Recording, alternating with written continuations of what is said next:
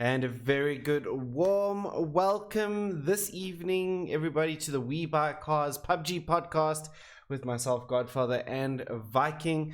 Firstly, Viking, how's it going, brother? How's it going? It's been a long week, but I'm happy to be here, and I think from tonight it's been going well. I'm happy. I'm happy to be here next to you. Yeah, that's good. That's good. We are on schedule today as well with the We Buy Cars podcast as well, which is great as well.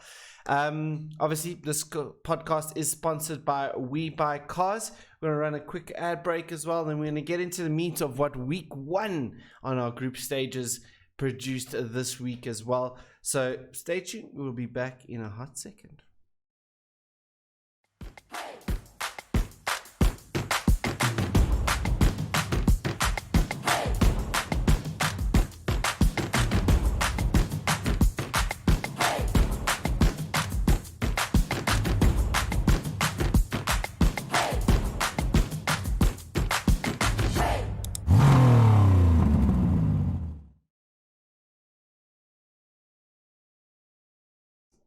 That was a new ad that we got there as well. A couple of new ads that we've also been showing off on our league games as well. You would have seen we got some PUBG ads, we got some new WeBuyCars ads, a little bit of freshness for season 3 here as well. So that's always cool to see. Talking about the league though, Viking, week 1 in the bag, 2 days done. All the groups have played at least 4 games.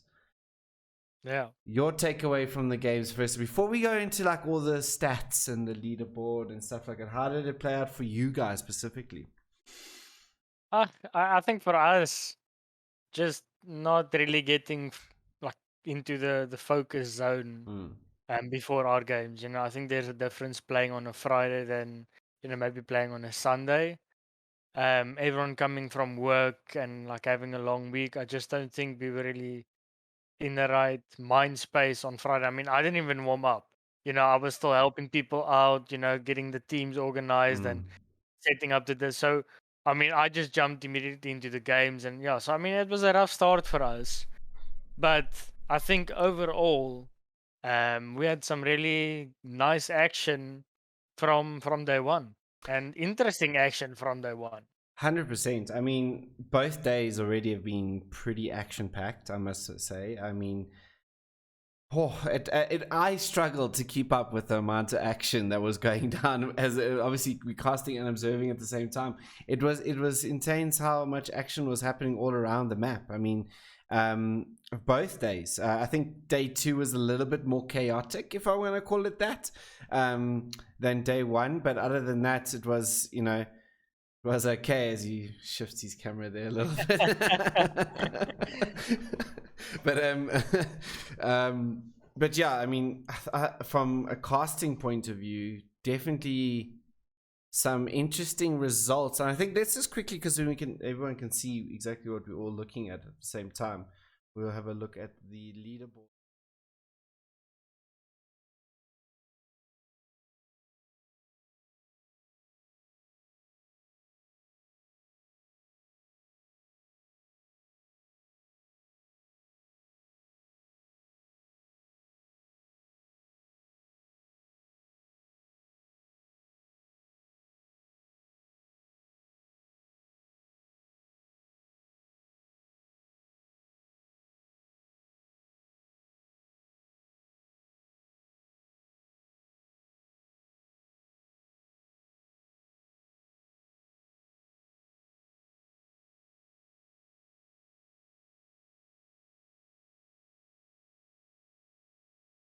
Sort it out here.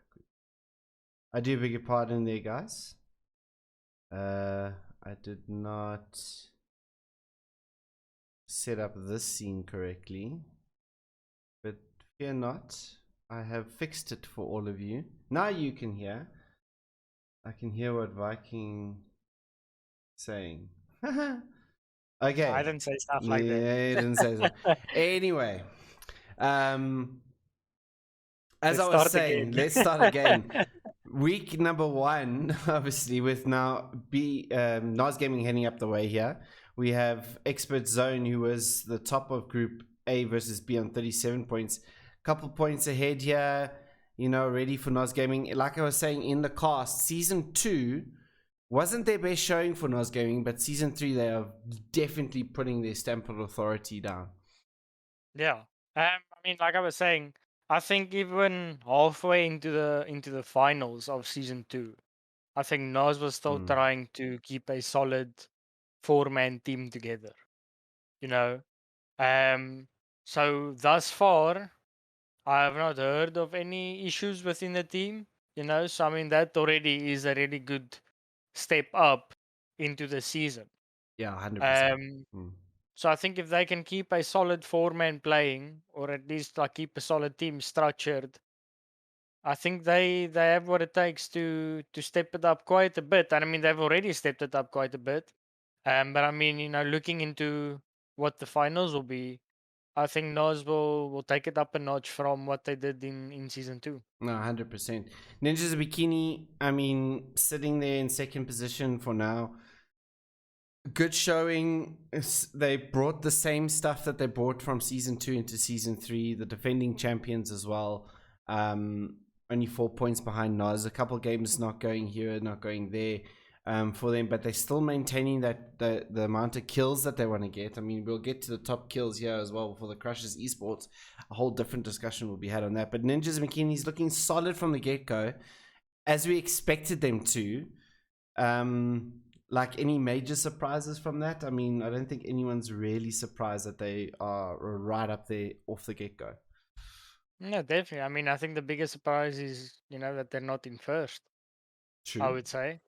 I mean, looking at the roster and the amount of time they put into the game, I definitely like before the game started expected them to come out on top.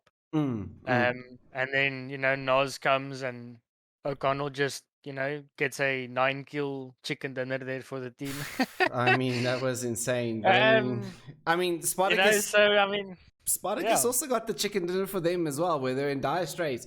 Patience paid off for Ninjas Bikini, and I said this in the cast as well. The patience that they had to show at that moment, it paid off. I mean, he was lucky that obviously Toxic Karam went and fought high voltage there as well, but he picked his moment correctly and got themselves a chicken dinner. I mean, out of the 4 games, they got 16 placement points. A little bit, it's a better start than what they had in season 2. So should teams be worried now? Because, I mean, their placement points, I think they had like 30 kills, but 3 placement points. And now they got 26 kills and 16 placement points. This is a lot better start for Ninjas in Bikini, in my opinion, than what we saw in even season 2. So, and it seems this team only ramps up as time goes. Can someone stop them? I mean, I don't know at this moment. I mean, I'm going to put it out there. I mean, looking just at their first games, yes, they were getting kills, but they were also getting punished a lot more than they were in season 2. I think the grade of teams or the level of teams that we have playing in season 3 this season is slightly better than we had in season 2. So I mean, a lot of times you saw 1 or 2 players of Ninjas and Bikinis getting caught out.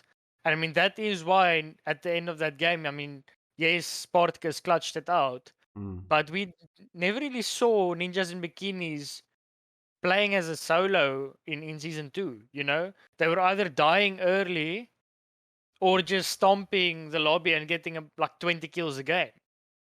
So they're getting caught off guard every here and there and losing players along the line. And I think if they can, take and like fix that issue, they can still, get those high kill games. But looking at the games, I think there's a lot more teams out there to take advantage of them playing so aggressive. 100%. I mean, look at what Noz Gaming did in that. It was the first wrangle in any case. I even mentioned it on stream as well. Like the clearing of buildings, they did it as a team. Yeah. I have not seen that in a while, in a long while from any teams. Like, normally it's just a duo that goes in. Okay, cool. We'll just mark outside. They all four went in and they cleared that building, and then they went to the next building. Went to the next building. They stuck as a team, and it proved to be really, really good for them until they obviously got into fights with Crushers Esports and in our team in that Pacific game. But I mean, definitely, I think togetherness is going to be, I think, the key word here for teams going into season 3, because you can't just be I'm a god at this game and you're going to take on a 4-man team by yourself, or let's say a lower 4-man team. You're not going to get the same result here, because like you said, the teams are a lot more prepared coming into season 3. Yeah, no, definitely. I mean, I think it's not only the fact that we got some new teams that, are showing some potential, but even the teams that were at the bottom of the leaderboard in season 2 have stepped up, Oh, you know? 100%, yeah. I mean, there's so many teams that have the aim, it's just about where they were placing themselves, and the teams are learning, and where everyone's growing in their play style and their gameplay, and at the end of the day, we're just upgrading from season to season. 100%. We'll get onto the more on the top 3 a little bit later, because we've got a whole nice little stats page there as well. So we'll for crushes and stuff, we'll get a little bit more into that. I think the looking at this, like the top 16 for now, I think not many surprises that we see a lot of our teams going in there as well. I must say, Against the Odds performed really, really well in their first day, looking very promising going forward, especially in the way they're getting the kills. You can see their 20 kills with 7 placement points, only 7 placement points, kind of knocking them down a little bit. But I mean, for them, I think a good start for them. Can they maintain that start? We've said this before. They've done this on day 1. Is Against All Odds learn to continue on that progress, though?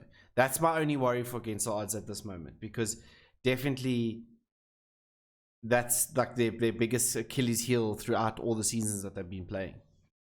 Yeah, I mean, so Against All Odds has gone through a roster change from season 2 to season 3, right? So I think who did they have? It was Wishka and Venom that was playing with them in season 2. Yeah. And now for season 3 they have picked up Kritzy. Tyr and no, Kritzy was playing with them in Oh season yes, 2. yeah, he was Right, playing. right. So they picked up Tyr and Hulk. Yeah. And I Hulk. think they still need to get the team chemistry going a bit more, but the potential is a lot more. Just for the fact that I think the communication between the players is better. With Wishka and Venom being from Tunisia, where Deathmark and Kritzy was from South Africa, I know they struggled, now and then to communicate in the high pressure environment.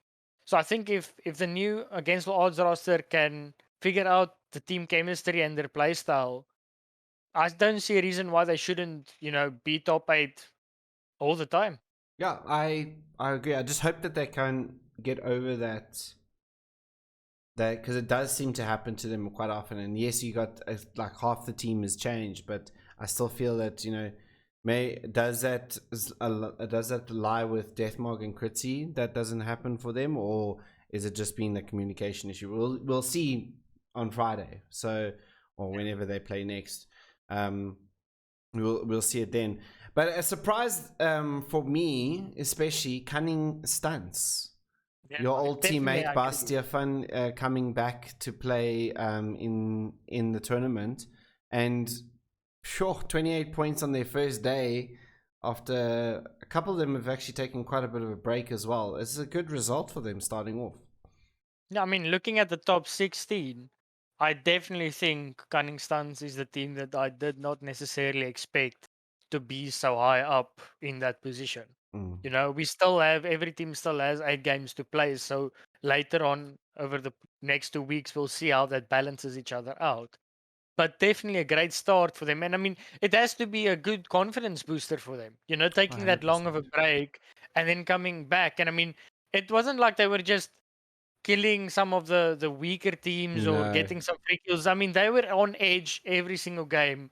clearing together, pushing teams. I mean, I remember in that one Miramar game, just pushing up to WRG and just like taking them out one by one by one and clearing them out as if it was nothing. Yeah. You know? So I definitely think they came in with a mentality where they had nothing to lose, and they were just going out for it. So now I think seeing that they can perform, I wonder if the pressure will get to them. But I mean, we'll just need to wait and see. Yeah, 100%. Talking about WRG, probably not their finest day on the battlefield at all. I think missing Soda maybe counting for that a little bit. I don't know why Soda didn't play, but I mean, according to their standards, they should be a bit further up. Yeah, I mean, the same can be said for us, and Tricksters and High Voltage even, you know? I definitely think the first week was like everyone tasting out the waters. And I mean, I have to say, it's not even like it's that far down. If you look at 7th to 16th, it's like 6 points between them. Yeah. So I mean, it's still such a close leaderboard. And we will only be able to really talk about it more once all the groups have played against each other. Yeah, I agree. 100%. Some teams did have a harder time than we thought. Like yourselves as well. Fractus Elite, I felt, I was saying that they were rotating very, very late. I think all the games, phase 1, they were pretty much in the blue zone coming in. Yeah. I mean, the one game it paid off, but I mean, the rest of the games, it was kind of odd putting. I don't know. It just didn't feel right for them at that stage. But I mean, let's see if they come back with anything else as well. We saw High Voltage play yesterday. Had some couple tough games. I think they definitely a team to still watch out for. I mean, they definitely got the potential to just pop off a game and then you right back in it. Like you said, it is. I mean, yes, Noz Gaming is on 46 points. Our 16th team here is on 22. Noz has one bad game, and High Voltage, for instance, has one great game, and it's all back close again. So I mean, it's literally that's how close this league is on the first week, and it's really, really good to see all of the teams actually playing. And we're getting a couple of questions here as well. So who is the underdog team this season? Whew. That's a tough one. Let's look at the next 16 for that one. I mean, from week 1, I think the underdogs were Cunning Stunts coming out. 100%. I agree with that. But in total, there's actually so many. There is a lot. I would say Rusty Revolvers to a certain point. I mean, for them, 17 points on the first day there. They placed themselves in 23rd position at the stage. But a good start from them nonetheless. I mean, they were getting the kills where they needed to. I mean, in essence, they are only, what is it? 5 points off 16. Points. I mean, that's one good game, and then they back up and with it, They're within striking distance of that 16th spot, which qualifies you into the final round. Still, a lot of games to still go, and definitely going to be taking a lot of things going forward. A couple of people saying Crushers Esports. We'll get onto Crushers a little bit more. Furry Crew did well in their first game also. Yeah, they did do well in their first game as well. Furry Crew. Again, all the teams that made it to the top 16 did extremely well. I mean, considering considering all the teams that are around them. I mean, 4 Kings had a bit of a struggle. We expected them to do a little bit better, I think. Yeah, I mean, so Godfather, looking at this bottom 16, if I can put it that way, what is the one team that you definitely think should not be in this bottom 16? 4 Kings. I mean, with the caliber of players that they've got, definitely shouldn't be there. And another one, I mean, I know they're having some issues at the moment, MLC Esports. So, yeah. I mean, for them, MLC Esports has always been a top 16 team throughout the whole series. Yesterday, obviously, they're having a lot of issues and stuff like that with teammates and members and all that sort of stuff. So they were playing light, like did Bipolar Bots on Friday as well. But I mean, 14 points with a duo, pretty much. It's Yeah. not a bad start for them either. They're within striking distance of, if they can get If the they team can, together, they can yes. definitely make it still to the top 16. Yeah. No, I totally agree. I think for Kings and MLC, maybe just need to step it up slightly. I think the team that I really thought would do a lot better is the Risers. I'm not True. necessarily saying they should be in the top 16, but But definitely more not than the team 6. that I was expecting them to only get 6 points. Yeah, I agree with that. Definitely, they had a little bit of issues here and there as well. So I mean, it wasn't. The circles weren't outlandish compared to, let's say, Friday night. I mean, No, this definitely not. Fridays was a little bit more hard shifting than what we saw last night.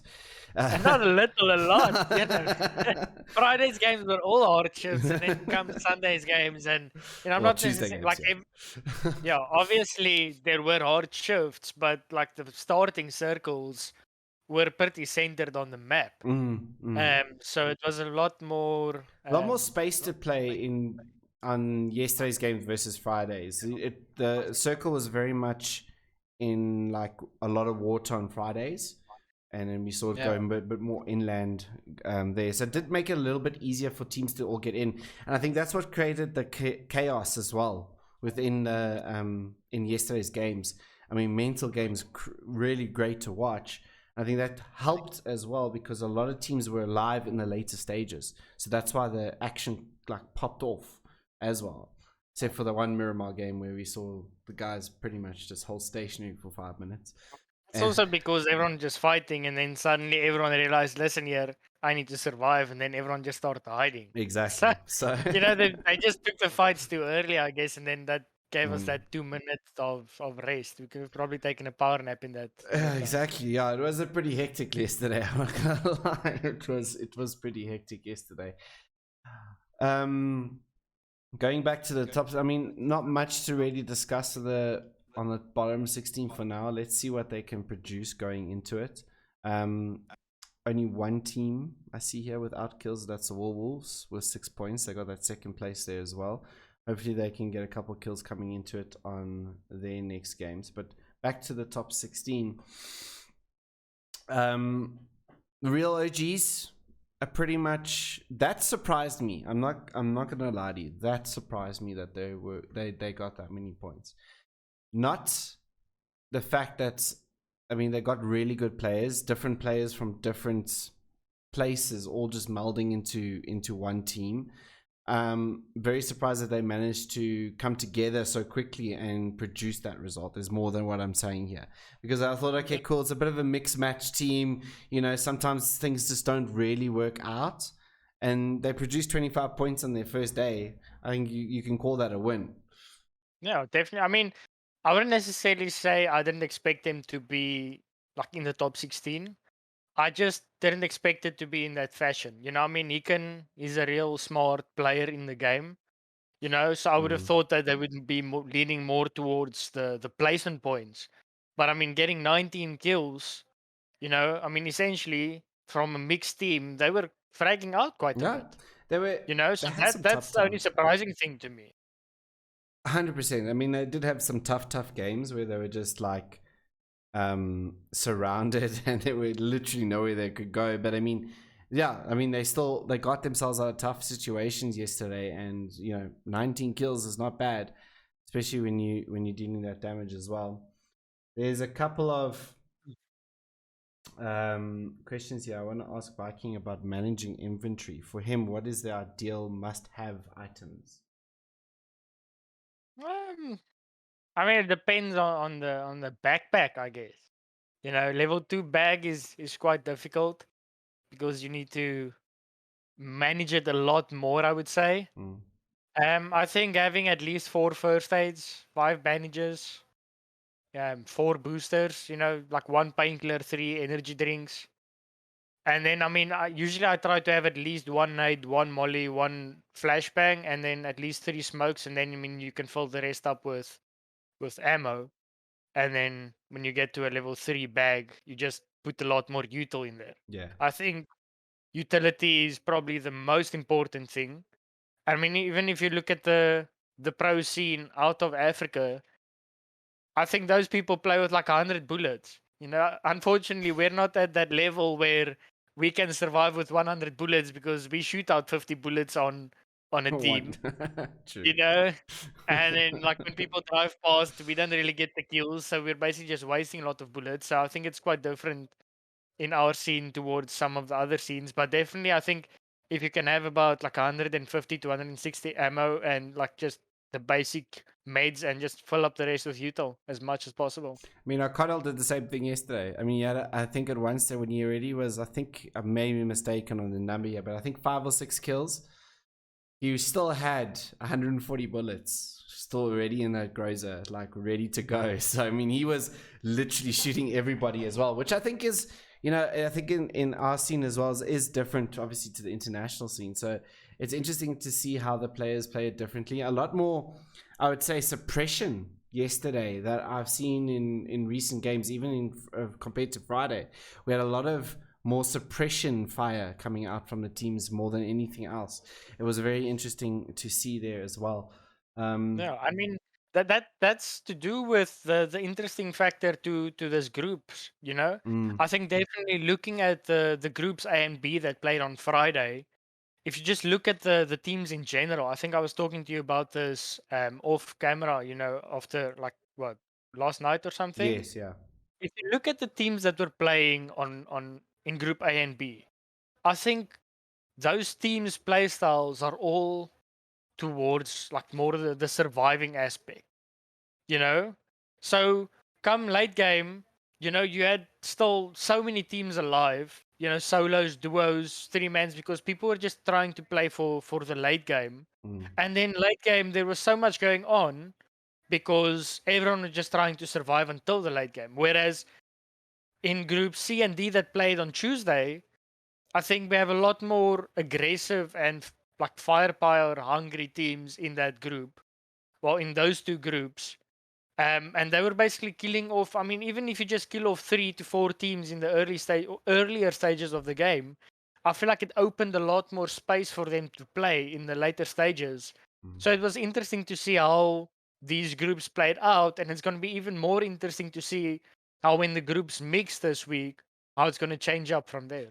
Yeah, I think we're gonna see a couple surprises though coming out. I think we're gonna, I'm really looking forward to Friday's games again because that switch up in the teams, I think the group, sorry, is gonna be definitely something to watch as well. Another question coming out here: would you say getting winner chicken is possible for every team, even if they play in a sort of non-organized manner? In other words, any team can win within certain circumstances. 100%. I think I mean, every we've seen it single, quite a few times. yeah, I mean, we've where seen teams that you don't expect it come out with a win. You know, like I think Legends we've the seen first it game. I mean, I'm gonna Yeah, put it out there. I exactly. mean, I did not expect that to happen, and there was Legends came out with the win yesterday, and that, you know, it just proves that any team can win it. Yes, you might not have the 10, 15 or whatever kills along with it, but hey, a win is a win. It still gets you 10 points. You know, I mean, it's 13. Their first game for Legends yesterday was 13 points. I mean, that's a decent amount of points going into your first game. So 100%, I think any team can win this. It's just you just have to pick your right moments. That's just it. I mean, it is RNG that comes into factor, and everyone's aware of that, and that's also what plays against you or with you. I mean, that is just PUBG. That's why we love this game. Yeah, no, 100%. Anyway, we're going to take a quick ad break, guys, here for this before we move on to just the top 3 teams here for the rest of the podcast quickly. And then we'll take some more questions from chat as well. This podcast is sponsored by WeBuyCars. We'll have a quick little break, and then we're going to be back onto the top 3 stats for for the week number 1. Wheels. I'm on it.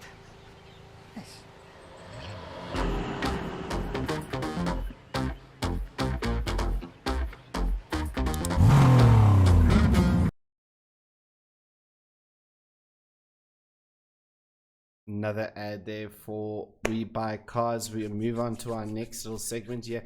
Here's the top 3 teams and all their stats.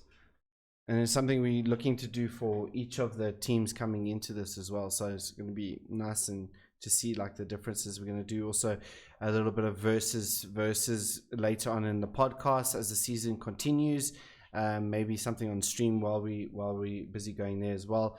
But looking at this, Crushers Esports, most damage, most kills at the bat, winning those stats, but their placement points is what kind of hampered them. Yeah, I mean, coming into game 1, I think that's where they popped off, and I think that's where the roller coaster started. Just rolling down the mountain, because I think it was on the beach there. Yeah, They were holding the compound on top of the mountain, and then the one team comes and plays into that dip just beneath him, and they have no idea about Crashers Esports being in the compound above them. So Crashers Esports sneak up and they just peek over and they basically just wipe that team out. Okay, game goes on. They start playing back into their compounds. A few minutes later, here comes another team with a similar idea. Rolls up beneath them, and they just kill another team. I mean, 15 minutes into the game, they're sitting on 8 kills. What's not to love about that? Yeah, I mean, great start, a great confidence booster there for the Crushers Esports. And it's something I mentioned on stream. They are heading over to Malta. That's where WRG plays as well. We all know it. Everybody knows it. The Crushers know it as well. How do you see this matchup going? Like, if you were a betting man, right? I'm going to put you on the spot here a little bit here, Viking. If you're a betting man, how is that going to play out inside Malta? Do you see White Rabbit maybe going, after seeing what Crushers has done on their first day, do you see them taking the fight on towards the Crushers Esports? Because, I mean, you compare the two, So. I don't see it happening. So I think it was because of the playing path. I think Crashers Esports, I mean, looking at the 3 weeks of scrims we played and with the drop spots, I think Crashers Esports' main looting area is Malta Power. Right, so maybe they were just forced to drop in Malta because of the plane path, and obviously because no one was dropping there. I don't really see Crashers Esports as a team that hard drops, right? I think they're a team that loots up, goes and then just frags out. They like pushing and setting up. Like, I think the best thing about Crashers Esports is they are not scared of a fight, and especially Abdallah, that was Toxic Karam last night. He would just go out on these like solo flanks and then just like get a knock or two, get a kill maybe, and then basically just wait for his team and they just push with the numbers, and they just like kill the rest of the teams. But I definitely don't see Crashers Esports as a team that will hard drop at the start of the game. So, WRG might just be lucky and get away with that one, because if they had to contest, at the moment, I would say Crashers might come out on top. I mean, looking at their damage at 100%, I mean, it's a lot of damage for 4 games. So let's be honest, 5,800 plus is quite a bit of damage. But then you look at the way their placement points, only 10. I mean, 6 under Ninjas and Bikini, a full 10 points behind Noz. I mean, first game 8th, second game 2nd, 9th, and then 5th. So not really consistent enough, I feel, for them to, at the moment, on getting their placement points. So, I mean, that's something they're going to have to try and maybe fix up a little bit more top 5s, to get those placement points. It comes more to what you said about Ninjas and Bikinis of Season 2. They like taking the fights early. So early game, let's say every time they wipe a team, they lose a member. So they get 4 kills, they lose a member. They get 4 kills, they lose a member, and then there are 2 members up. They have 8 points already from the kills, but then there are only 2 men going into the next zone, and then teams start, because the zones get smaller, they get held out, and then they don't have the firepower to breach into the zone. So I mean, they've got the firepower and they're taking, and that's what I've been saying. Like, I think in those 2 groups, like, there were some teams that were just like taking the aggressive stance and taking teams out early. And that's why we saw a bit of more free space in the later stages of the game. But definitely, if Crashers can keep getting the kills but not lose the players, I think that's what they need to focus on, because then they'll definitely come out on top. Yeah, 100%. Ninjas Bikinis, I think a good first day. They won a chicken dinner, as we can see there in game number 2. Spartacus picking the right moment, let's be honest. I mean, great play all around from them. I mean, first game, kind of get knocked out, but in 4th, 6th, they're there and thereabouts. They're getting what they need to get done, and only 4 points behind Noz at this moment. It's not a bad place to be sitting as defending champions. Yeah, no, definitely. I mean, I think the only bad start was the fact that they were just trying to hold out high voltage. I don't know if there's like a friendly banter or something going on there, but the first game, they held high up for a voltage while. and Ninjas and Bikinis were sitting there in like phase 3, almost phase 4, just like holding each other in the zone, And then like at some point, just before phase 4, they were like, okay, we probably need to start rotating now. So I think that definitely cost them in game 1. And if that didn't happen in game 1, they could have maybe gotten another top 5 placement there and a few more kills. So I mean, we still need to watch out for the Ninjas, because they're hungry. They're hungry to keep the title. Yeah, exactly. And that's good to see. And then we have Noz Gaming, 4,900 damage, a little bit more than what Ninjas Bikinis did. Same amount of kills, though. So you could say Ninjas being a bit more effective with their damage. But 20 placement points. 9th, 4th, 1st, and 2nd. So first game not going their way, but they're pretty consistent in their last 3 games. They were looking really strong. Definitely throughout the entire day, they looked strong. I mean, the last game, you could argue, should have won. Yeah, I mean, I'm gonna pull your words into that, right? So the one thing that you mentioned Nas doing well is sticking together as a team, right? And I feel like that is maybe they were getting too cocky or something, but that was the one point that failed them in that last game. I think they split 3 to the bottom of the hill in one and app, then to the top part, and they were like, yes, they're still like, let's say that it was like 3 alive from MLC Devils, so the 3 going to the bottom, technically should still win out that fight. But I don't think TF2 accomplished anything where he was. Like he couldn't help his teammates. He had no vision. The only thing that I think he helped with is basically taking some attention away from his team. I think Twister being up top on the mountain. Yeah. Focusing him rather. But I definitely think if TF2 stuck with the team and they were a full 4-man just clearing the way they did in the other games, it would have been a really easy wipe for them. They had the number advantage, they had the util advantage, they even got the first knock. So it was a 4v2. As soon as they get the first knock on, I think, Casper Mani, then the first knock for Noz comes in, the second knock, and then I think, I can't remember who it was, just lying in the bush there and getting the third knock. And then, I mean, TF2 was just nowhere to get the trades. If TF2 was there, he could trade the guy in the grass, could even get some revives up, and then focus Twister up on the mountain. So I mean that's hindsight, I guess. Yeah, 100% it's hindsight. But I mean, he didn't really get too much of a focus point onto Twister, and then Twister went mental. I mean, let's be honest, the guy, our utility king from season 2, proved that he can also shoot as well. I mean, he was hitting those shots really nice, and that's what kind of opened it. His first kill on one of the 3 members of Noz at the bottom of the hill kind of opened it up for our team to just go. And where TF2 was positioned, it just did not work for them at that stage. Maybe just suppression fire, maybe, I don't know. He was still probably had an angle down the mountain in case, but it was a really good move there from it was a really good move from Twister to make his way up that hill as soon as they killed MLC Esports, and that kind of what suffocated Noz there, and TF2 as well, putting him out the game essentially. I mean, his vehicle was rolling, he was trying to keep behind there as well, and all that sort of stuff as well. Another question here: compared to the past season, which is the best start, season 3 or season 2? My personal opinion, season 3, hands down. It's been Think, yeah, intense. there's no comparison. It's No. definitely season 3. Not just for the fact that we've been seeing some insane stuff. I mean, we definitely saw some insane shots and plays in season 2, but just for the fact that there's so many teams coming out to prove themselves, and I mean, looking at the leaderboard, everything is still so close, and that's the best part of season 3 so far. Yeah, I mean, it is super close. We're not seeing a. Oh, I can't wait for the rest of it. I'm actually going to bring up the leaderboard yet again, yeah, so people can keep on seeing how far away they all are.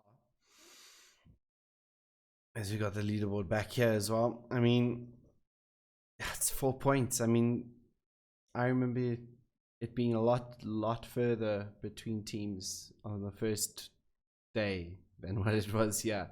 Yeah, well, the first week rather. 4 points and then 2 points and then 1 and 2, and so I don't think there's any crazy. team. I think the biggest gap is probably the 4 points between Ninjas and Noz, you know, and then you got Against All Odds and Fury Crew tied up, and then even the real OGs Inex and Fractus Elite tied up, you know. So I definitely love how close the games are, and it would just like, I think what I can hope for, right, and then I think what you can hope for more as well is that it stays this close until the very last game. Yeah, like that would be so interesting, because I mean, what's nice about knowing who's made it through before the last game, you know? If it stays this interesting, there's going to be a lot to play for. And I mean, I always want to say it's going to be like that last game of season 2 where we had like 4 teams playing for that last spot. That was pretty good in there. And I mean, even we only managed the first 2 teams that were kind of confirmed. I think 2 games before the end. Yourselves and Ninjas Bikini. Ninjas Bikini, we knew one already. And it was just that 3rd spot that we were just playing for. But if we could have a whole top 8 playing for the prize pool money here in the last game, that would be fantastic. I want to see that. I subscribe me to that channel, please. Rezna saying season 3 gonna be lit. Just wait for the next group stage games. Yep. I mean, I think it's gonna be an epic showing as well from the teams. Having a look into this though, a quick gander. It's A versus D on Friday. We got yourselves obviously playing, and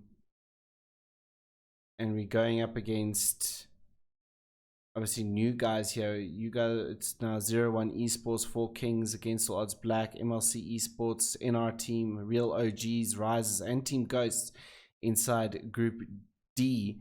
And an A being Against All Odds, Bipolar Bots, Brothers in Arms, Fairy Crew, Inexorable Gaming, MLC Devils, Tricksters, and Expert Zone.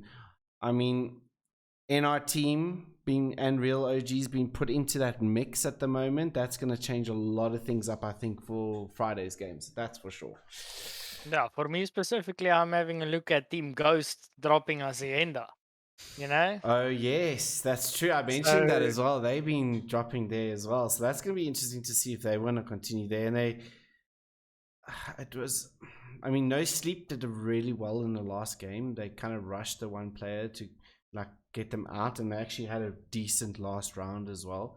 So that's gonna Team Ghost were under a little bit of pressure from the get-go there. So if I'm not mistaken, right? they did the exact same drop as you guys, right? Not exactly the same, but like 3 of us, yes. But what's interesting to me is in scrims they also marked Hacienda. You know, I think we only fought there once where they killed us, but that was when they didn't mark it and they just basically hard dropped there unnoticed. And, you know, so I messaged him and said, listen here, you know, like, I don't mind you dropping there, but just like, you know, let's just do the thing right. And let's just like fight for it at least, you know? And then after that, they kept on marking Hacienda, but not showing up ever. You know, so it's interesting now that so I'm not too sure, you know, are they gonna hard drop us? Are they only dropping there because we're not there? You know, so yeah, we're gonna have to wait and see what happens. That's awesome. Castel, thank you so much for the subscription, dude. I really do appreciate it. Onto the PUBG African channel. Yeah, I mean, I'm keen to see what happens on Friday. I think it's going to be definitely a interesting game to watch. I'm praying for another Friday of hard shifts because that always offers up some good stuff. I know you like, no, please don't. Not had enough. The other group can have the hard shifts now. Okay. I'll put it this way. I'm fine with the hard shifts in the group stages. You know, just keep the good zones for me in the finals. I like to see it. You guys got some work to do. A couple of teams have got some work to do. Noz Gaming, Ninjas Bikini, and Crush It Esports don't have that much work to do though, because they're sitting pretty, but still a lot of games to be played here. And oof, I'm so looking forward, and our team's there as well, dude. I'm looking at expert zones there. Where the South African teams at, boys? I mean, top 6, we don't see any. Oh, okay, that's interesting. Yeah, so let's just hope load shedding load shedding goes away. It's supposed to end tomorrow, load shedding for South Africans. So let's hope it stays away and we can get a proper showing from the SA boys. But for our North African brothers here, they're definitely showing who's boss in this lobby at the moment. That's for sure. I kind of only noticed that now, to be honest. Anyway, any final thoughts, Viking, before Friday from yourself? Any fighting words? I'm just excited, you know, game on.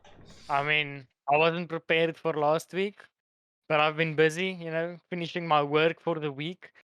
So tomorrow, after my final work is done, I'm gonna, you know, be putting the hours in, and you know, Friday people better watch out. I like to hear it. I like to hear it. Watch Over Gaming. Yep, you guys are playing on Sunday. Let's hope to see you yourself there, Soda, as well in the team. If you remember, guys, final thoughts here just before a little bit of like admin cleanup stuff. If you haven't changed your username on the Discord channel, please create a ticket as soon as possible to get that username changed as quick as possible before your next games, if you haven't played already inside the season. The other thing as well, friendly fire between team captains. We're looking to try and do something like that, Resnat. Definitely having a podcast friendly fire between team captains. I think it would be really cool to get a couple of you guys in here and then have a thing. We did it end of last season with our top 3 teams as well. That was pretty cool to do as well. So yeah, we definitely will be doing something similar as well. Probably come out in that week that we have our break. You know, I think we might do something in that week. Yeah, in that week. So for you, just go and create a ticket, and it will create automatically, like just say create ticket on the Discord, and then Viking will then attend to your ticket there as well, and you can do your name change there. Just be available on Discord for that. Also remember, guys, this podcast gets put onto YouTube as well for your viewing pleasure, and as well as Spotify. We are also got a Spotify channel there as well, so if you want to listen back on the podcast, we do have a Spotify, which will all get posted up on our social medias as well. But until the next week here on the WeBuyCars PUBG podcast, we'll see you guys then. On Friday, we'll see groups A versus D. Get ready for another action-packed week here on PUBG Africa for season number 3. Thank you so much for joining us this evening, guys. Have a fantastic evening, and we'll check you guys on Friday. Cheers for now.